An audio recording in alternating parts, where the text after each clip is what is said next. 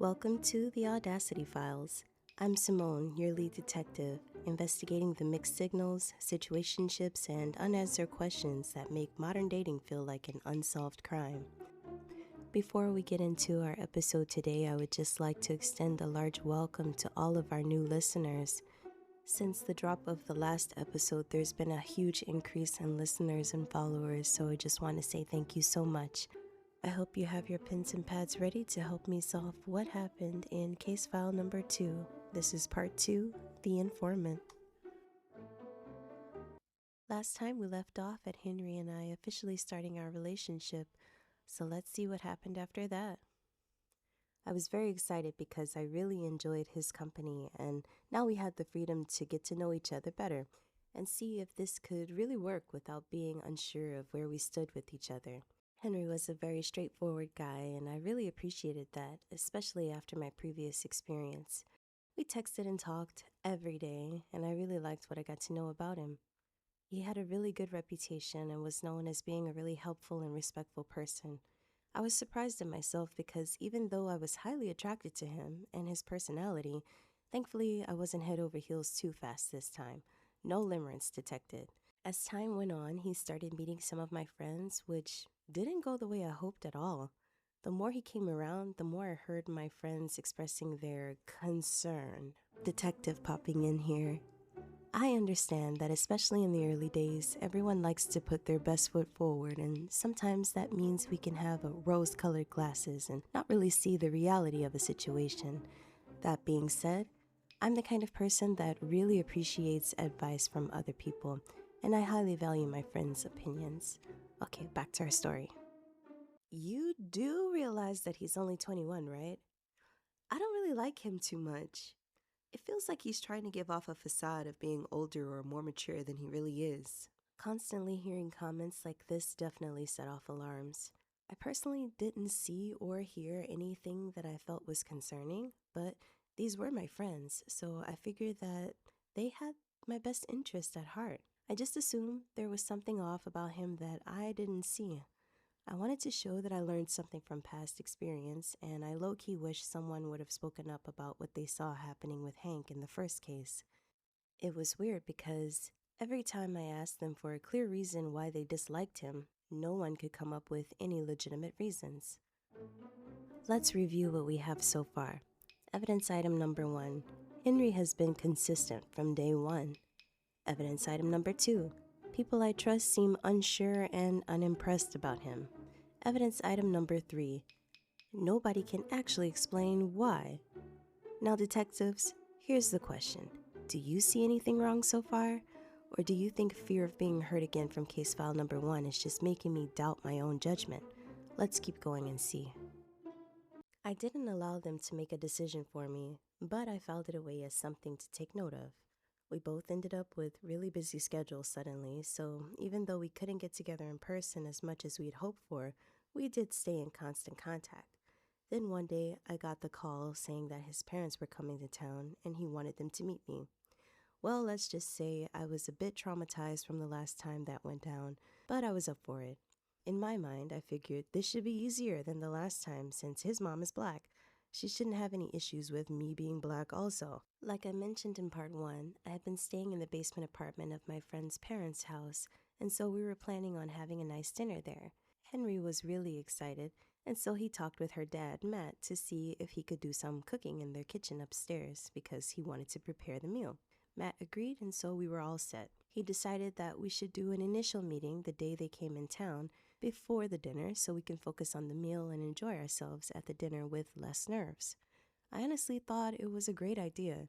I had a friend who was a makeup artist, and so she did a quick beat on my face to make sure I wasn't worried about my appearance, and honestly, that did give me a boost. His dad was a little on the dorky side, but super sweet and very excited to meet me. His mom, on the other hand, completely ignored me. Here we go again.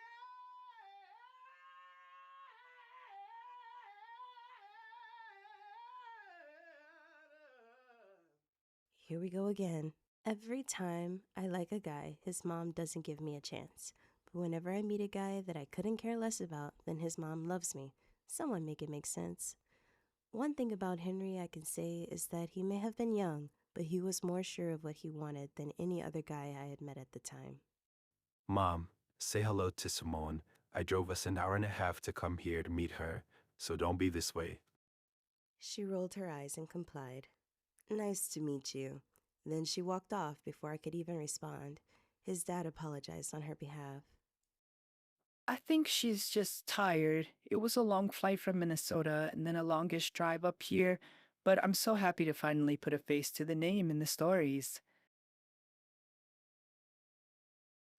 At that point, I was ready to just accept defeat, that this would be the end of our relationship, even though it hadn't been long at all.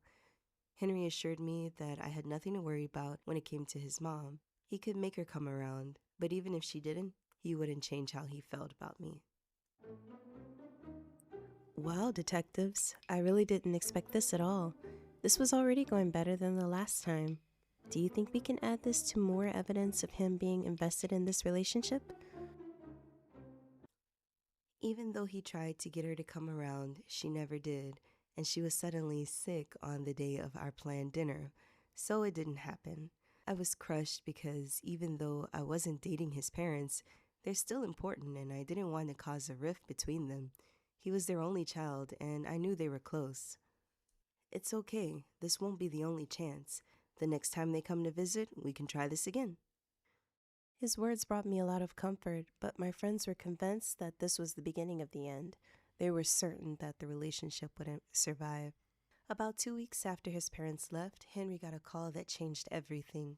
His grandfather had become seriously ill and asked him to come back to Minnesota. Without hesitation, he packed up and went home to help take care of him. As disappointed as I was that he'd be leaving so soon, I couldn't help but admire how devoted he was to his family. It told me a lot about the kind of man he was. What was supposed to be a short trip turned into 4 months, as he helped to take care of his grandfather and things around their house. We still talked regularly, but naturally our conversations weren't as frequent. His focus was where it needed to be, which was with his family, and I respected that. During the 4 months he was gone, a girl named Madison moved to town. Madison was a 30-something, very confident Southern belle with the big hair and perfect smile to go along with it. She was charming and in need of friends. Since I knew what it was like to move up north from the South, I befriended her. It turns out that Madison was recently divorced, but on the hunt for another husband and needed one like yesterday. She knew what she wanted, and nothing was going to get in her way. I've always known that I didn't want to be single forever, so I never shame other women when they know that about themselves too. But there is a difference between being open to and hopeful of the idea of marriage versus being in hot pursuit of it. Madison was definitely the latter, but to each their own. Madison and I started hanging out quite often and had a good time together. We started getting closer and going out together to parties in different places. What do you think of him? He seems nice, but I'm not interested. Really? Why not? Well, it's still kind of new, but I do have someone that I've been talking to already. Well, well, well. I didn't know you were hiding a little secret admirer. If you ever meet a Southern belle, you'll see that many times they have this cadence in their speech that comes with a hint of condescension, but also with a sprinkle of bless your heart. Everything that Madison said sounded exactly like this, even if it wasn't what she intended. Yeah, it's only been a couple of months. I'm not hiding him. He's just back home taking care of his family now, so we've been long distance for a while. I ended up telling her how we met and caught her up on our relationship to that point. In hindsight, she did listen almost a little too attentively, but I made sure to let her know that I'm in support of her and her hunt and that I'm already spoken for, so no need for the clause to come out. I was not in competition with her at all. One day I was at a graduation party and I didn't know anyone there except the host, but I couldn't be glued to her the whole night because it was her party. So I tried mingling and met a few people, but I was really missing Henry, so I was a bit of a loner at the party. Then my phone rang. It was Henry. I got up and ran outside to find a quiet spot to answer the phone. Henry? I was just thinking about you. How are you? I'm good, and I have great news. My grandfather's doing a lot better, so I booked my flight back to New York. I'll be there in 2 weeks. Can't wait to see you. I miss you every day. I was so excited that he was finally coming back. At 24, 4 months felt like an eternity, and I honestly wondered if we'd have to start all over again. The distance itself wasn't really the problem. What made it difficult was that I knew he was home taking care of his family, and I never wanted to become a distraction. So I found myself holding back from calling or texting as often as I would have liked. I know now that my reasoning didn't make much sense, but at the time, I genuinely believed that if I reached out first, Henry would stop whatever he was doing to give me his full attention. And somehow my brain convinced me that if he did that too often, his family would think I didn't respect what they were going through. I know it sounds irrational now, but honestly, that's where my mind was back then. I cared about him so much that I didn't want to be the reason he took even a little bit of his focus away from his family. Those 2 weeks seemed to take forever to come. We started making plans for all the things we would do when he came to town, and by we, I mean he. He knew exactly what he wanted us to do, and he made a whole itinerary. We were both really excited, and the day finally came. He wanted to pick me up, but we did live kind of far from each other, so I didn't want him to travel an hour and a half to pick me up, then an hour to the location of our plans, an hour back to where I lived, then an hour and a half back home for him. My thoughts were that if we met up, then we could spend more time making memories together and doing things instead of spending most of our time driving all over the place.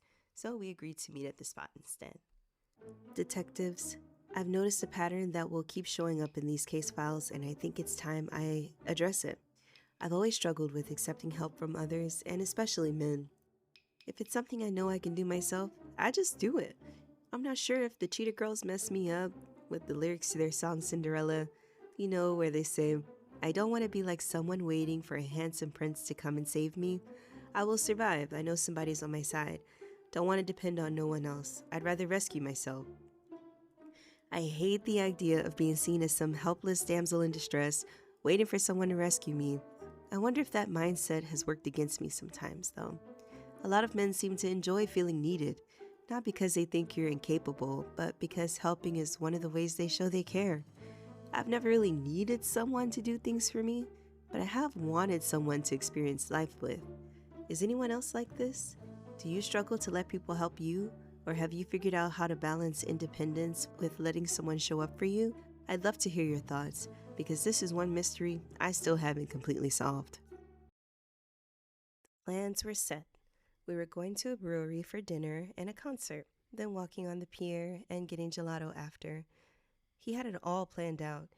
I invited my good friend Tessa to come since I was going to be driving a bit far. She could come with me and then we could debrief the night instantly, which is honestly the best part about going out. She wasn't going to be with us the whole night, but she could meet him and be a second set of eyes and ears and help keep the delusion at bay. Madison wanted to make plans that night, so I told her about the concert happening at the brewery, and I mentioned it would probably be a fun place to meet new people. I did tell her that it would be Henry and I's first real date out together, so I wouldn't be able to go with her or spend much of any time hanging out with her. But if she was looking for something to do, then it could be a good opportunity for her to socialize. She was excited about the chance to meet new people, and so she immediately decided that she wanted to go. I walked in with Tessa, and let me tell you, I was so nervous. This brewery had summertime concerts, which attracted a lot of people, so I thought it would be really hard to find him in the crowd. But it wasn't at all, because he definitely stood out. I'll paint a picture of the atmosphere. It's a warm evening in July. The sound of the band doing a sound check fills the air, mingling with conversation and laughter as people play cornhole. It's a pretty laid back and casual place, so I'm dressed very casually. This is 2016, so I'm wearing the beloved white peplum top and some black shorts with the nautical style buttons and sandals. Henry stands out in the crowd because he's wearing a suit and a white button down. I lock eyes with him and I'm half filled with excitement and half mortified because I feel outrageously underdressed. I grab Tessa and we run to the bathroom. Did you see him? He is so dressed up and I look like it's just a regular Friday night. Oh my goodness. Yeah, I saw him. But stay calm, girl. It's no big deal. Maybe just throw on some more lipstick and then just be confident. He's here because he wants to be with you, not to see a fashion show. You know what? You're right. It's no big deal. And I've been waiting to see him all these months. Why am I hiding in the bathroom? Let's get back out there. When I came out of the bathroom, I saw that he had taken his jacket off and unbuttoned the first few buttons on his shirt. I hate to say that it made me feel better seeing that he adjusted his clothes to kind of meet me halfway. He was so excited to see me, and it radiated from him. I introduced him to Tessa, then she went on our way mingling through the crowd. We hugged and caught up on a lot of life that happened that didn't come up through our phone calls and text. I was getting more and more comfortable with him. He got our drinks and ordered some food, and we just sat and chatted for around half an hour before the concert started. Then we ran into some people who we both knew, and that brought on a new challenge. Hey, Vanessa, I want to introduce you to my girlfriend, Simone. Simone? I haven't seen you since you left Houston. How are you? I'm good. I heard you moved to New York too. It's so crazy running into you here. You look good. We'll catch up sometime. One of her friends called her away, but she whispered before she left. He's one of the good ones. That made me feel so much better because I was still having issues with my friends not wanting to hang out with us. After all, they were annoyed by him. Then it hit me. He introduced me as his girlfriend, proudly, to multiple people, and I realized that was the first time that I had that title. I excused myself, found Tessa, and ran to the bathroom for another debriefing. He introduced me as his girlfriend. Yeah, that's what you are. Why am I stressing about this? I don't know. This kind of thing never happens to me. It feels too good to be true. You have got to stop overthinking and go spend time with him. I wanted someone there with me to keep me from being delusional, but it seems like my traumas were doing that already in the opposite direction, causing me to doubt every good thing. And then I heard a familiar sound. Yes, my ringtone was the Moto Moto song from Madagascar, Sue Me, but it was him calling me. Hello? Hey, Simone, are you okay? I think I lost you somewhere. Yeah, I'm in the restroom just freshening up. I'm coming back out now. Let's meet at the bar. Okay, I'll see you there. I told myself that was it. No more running away, no more hiding in the bathroom. I'm here because I'm on a date with my boyfriend. As awkward as that felt to say, he has the right to like me and introduce me as his girlfriend, and I have the right to like him back. On the way to the bar, I saw a familiar silhouette of big southern hair, and it was none other than Madison talking to, you guessed it, Henry. Now, I'm not the jealous type, and his body language wasn't giving any interest at all. If anything, he was half turned away from her, scanning the crowd looking for me, and looking a bit uninterested until we made eye contact. He got up and came over. Hey, you decided to come. Yeah, and I'm glad I did. I was just talking to Henry here, and he's so sweet. That he is. This is actually who I was telling you about before. Now you can put the face to the name. Oh, you know each other. Nice. This is who I was telling you I'm here with tonight. Then he put his arm around me and led me to the front of the crowd for the concert. We had a great time listening to the music and just dancing along. It was the best time once I finally let myself just be in the moment and be confident in what we had. Suddenly, everyone's phones started beeping with weather alert alarms. There was a big storm with possible tornadoes coming right at us. Being from New Orleans, I do not play with storms, so I had to get home. I told him that I was going to cut the night short and I needed to go home.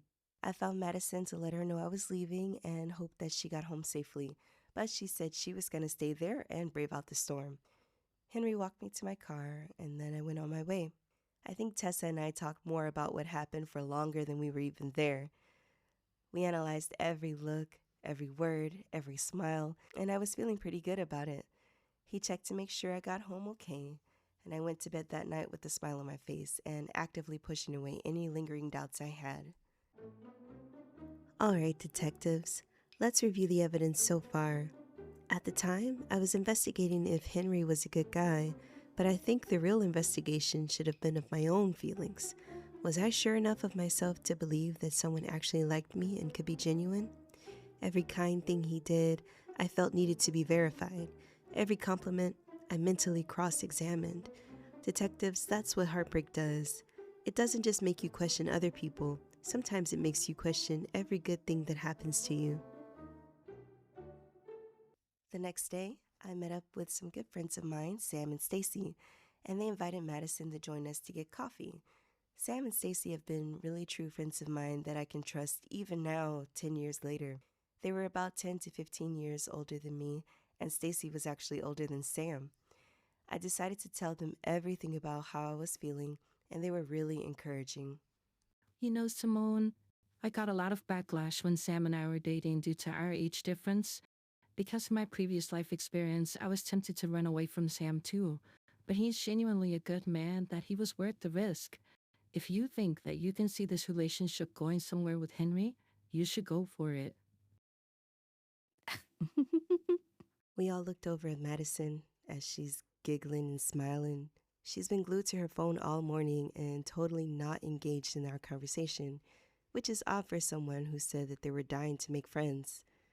You want to share? Sounds like you're having a good time over there by yourself.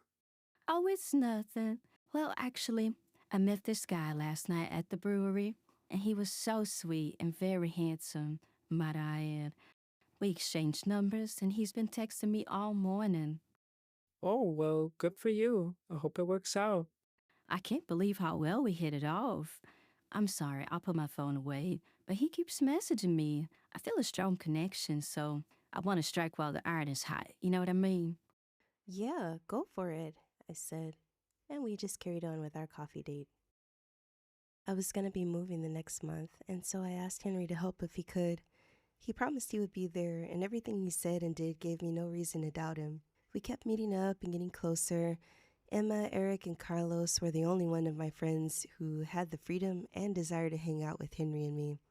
Eventually, we called ourselves the Squad. Very 2016 of us, I know. And being the oldest, I was named Squad Mother. Things were going really well, and the guys started making plans for my move and how they were going to get my stuff into my new place. Henry was very involved with the planning, and he said he didn't want me to have too much stress. Then one day, I got a call. It was Madison. She wanted to meet up because she said she had something important to tell me. I agreed, and we met the next day at a cafe. You remember how I said I met a guy at the brewery a few weeks ago? Yeah, I remember. How are things going with that?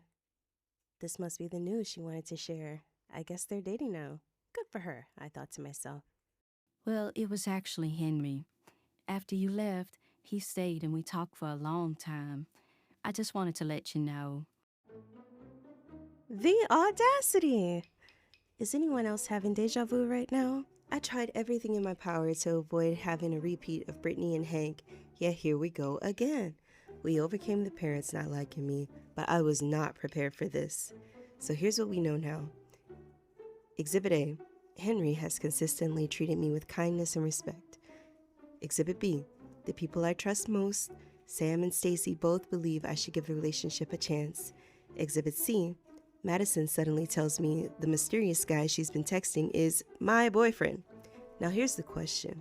Was Madison simply sharing exciting news, or was she planting reasonable doubt? I'll let you decide. I was completely blindsided. I wasn't as gracious this time, but I wasn't taking it on the chin either. I refused to fight over a man. I didn't say anything to her, just gave an extremely disappointed look, got up, and left. I don't know what she wanted from me, but I wasn't giving her the satisfaction of getting whatever it was she was seeking. Henry, on the other hand, was just the same as before. Nothing changed, but that doubt that I had been fighting away slowly started to creep in. The day for my move came, and early that morning he messaged me saying one of his friends, who was in his 60s, was suddenly very sick and he had to take him to the hospital. Adding that to the seeds of doubt that Madison watered was a recipe for disaster. I know it shouldn't have been a big deal, but I felt let down. This is why I would rather just do things myself, because I can't trust a man to do what they promise. I put my phone on silent the rest of the day and decided I needed a break.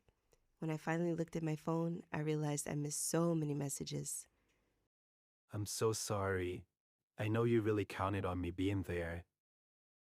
How can I make it up to you? Can I come over once I'm done at the hospital? Alone? Detectives. In the end, I made the difficult decision to end things with Henry. Looking back now, I don't think it was because he wasn't right for me. I think it was because I wasn't emotionally ready for a healthy relationship. I created a self-fulfilling prophecy, searching for reasons not to trust him, and when one small thing happened, it was my gotcha moment. About a year later, I moved on and was doing fine. I heard Henry was getting married and I was genuinely happy for him. Madison also got engaged not long after. We were in each other's orbits, but never friends anymore after what happened. She asked if we could meet up because she felt like there was a canyon between us. I avoided it so many times, but she was persistent. One day, I was buying a car, and I needed to pick it up from nearly 2 hours away, and it was at night. I asked if she wanted to take me, and we could talk on the ride. She jumped at the opportunity. I felt like Denzel Washington at this point. I'm leaving here with something. It's almost 10 p.m. We're in her car driving, and we haven't said a word for nearly 10 minutes. I have to confess something to you. Confess? We've barely spoken in months. What could you possibly have to confess? You know, I'm engaged, and I don't want to move into the next stage of my life without resolving this. Okay. What is it? You remember when I said that the guy I met that I really liked was Henry? Do I remember? How could I forget? That's literally the reason why we don't have any kind of relationship anymore. Those were only thoughts. I didn't say it aloud. Yes, I remember. Well, I kinda lied a bit. What do you mean, lied a bit? I tried talking to Henry after you left that night, but he gave me nothing. I've never experienced that kind of rejection in my life. I was pretty upset, yet I couldn't understand why he wouldn't even just talk to me. So when we met up with Sam and Stacy the next day, and you were talking about your concerns, but also how well things were going, I decided to say that I was talking to Henry. What? Are you serious? You mean to tell me you never got his number, he never texted you, and there was never anything going on between you two? Yeah, I'm so sorry. And I don't know what came over me. I think it was just jealousy and I was missing the attention. You know, my divorce was really tough and a huge shock to me. I thought my life would be secure. Then suddenly, it all went up in flames. I came here to New York hoping for a new start, but things just weren't going how I planned. Then you were there talking about this guy who sounded great and was also super attractive. And so I just got upset and made up the whole story. I'm so sorry. Turns out it was all a lie. There was no more playing it tough. I just fell apart right then and there. I had so many times where I was ready to just open the door and roll out onto the highway because I felt like that would be better and easier than dealing with sitting in a car with someone who could do something like that. The rest of the ride was silent. Once we got to my car, I hopped in, drove home, and sat with the reality of what happened. I didn't sleep at all that night. I read all of my messages with Henry again and realized it wasn't all Madison's fault. I contributed to the problem. So many times he reached out saying he missed me, he loved me, he couldn't wait to be with me, and I would just respond with a heart or say same. The truth is, Henry deserved someone who could trust him, someone who didn't view every mistake or unexpected circumstance as proof that the relationship was falling apart. He deserved the chance to simply be human without feeling like one change of plans would be treated as evidence against him. After everything that happened with Hank, I was still carrying around fears and insecurities that I hadn't dealt with. I kept trying to protect myself from getting hurt again, but in doing that, I ended up hurting someone who had given me every reason to trust him. Henry wasn't fighting against his own actions, but he was fighting against wounds that he didn't create, and that was never a battle he could win. It was one that only I could fight myself. Well, detectives, that's the end of case file number 2, The Informant. Did things end up the way that you expected? Who do you think had the most audacity? Suspect number 1, Henry. I think he's found not guilty. Suspect number 2, my friends. Oh, they're definitely guilty for judging without any evidence. Suspect number 3, Madison, guilty of planting evidence. And suspect number 4, me, guilty of letting fear serve as the lead investigator. Thankfully, this case has been closed. But would you ever like to have your case opened on the next Audacity Files? Have you ever been friend-zoned, led on, betrayed by a friend, stuck in a situationship, or experienced a level of audacity that still has you questioning what actually happened? Feel free to send me your story. You can remain completely anonymous. and I'll do all of the investigating. Your story, my case file. Let's get to the bottom of it.